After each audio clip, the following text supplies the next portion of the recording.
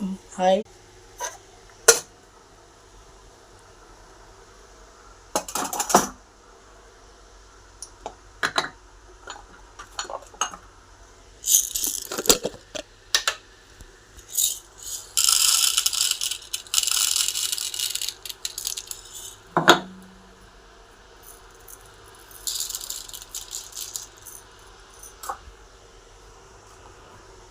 எண்ணெய் நல்லா காஞ்சிருச்சு. இப்போ 2 ஸ்பூன் கடலைப்பருப்பு, 1 ஸ்பூன் உளுந்து போடுறேன். கடலைப்பருப்பு அதிகமாகவும் உளுந்து கம்மியாகவும் போடுங்க, டேஸ்ட் நல்லாயிருக்கும். இப்போ கடுகு நல்லா பொரிஞ்சிருச்சு. இப்போ வந்து நம்ம 4 வரமிளகாய் போட்டுக்கலாம். அப்புறம் ஒரு வெங்காயம், இதை நல்லா வதக்கிக்கலாங்க. வெங்காயம் நல்லா வதக்கிக்கலாம். வெங்காயம் நல்லா வதங்கினதுக்கப்புறம் தக்காளி ஆட் பண்ணணும். இப்போ ஆனியன் நல்லா வதங்கிருச்சுங்க.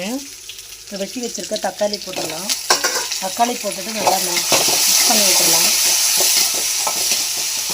தக்காளிக்கு கொஞ்சமாக உப்பு போட போகிறோம், உப்பு போட்டுக்கலாம்.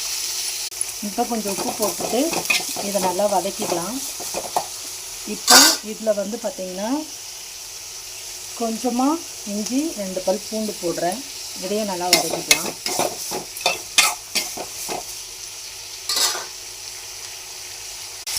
இது நல்லா வதங்கினதும் நம்ம அலசி வச்சுருக்க புதினா, கொத்தமல்லி, கருவேப்பிலை இது 3மே நம்ம வந்து ஒன்றா போட போகிறோம், வதக்க போகிறோம்.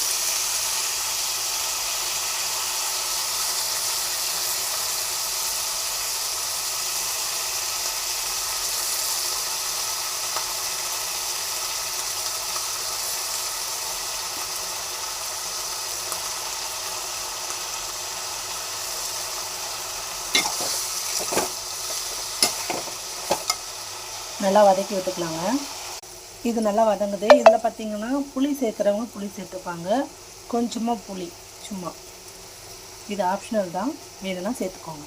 இப்போ புளி போட்டுட்டு நல்லா வதக்கிக்கலாங்க. இது நல்லா வதங்கினதுக்கப்புறம் நம்ம என்ன பண்ண போகிறோம் அப்படின்னா, இது கூட தேங்காய் போட்டு நம்ம அரைச்சிட போகிறோம். நல்லா குறைன்னு அரைச்சிங்கன்னா இட்லி, தோசை எல்லாத்துக்குமே சூப்பரான ஒரு சைட் டிஷ் ரெடிங்க. இது ட்ரை பண்ணி பாருங்கள். பிடிச்சிருந்தா ட்ரை பண்ணி பாருங்கள். தேங்க்யூ.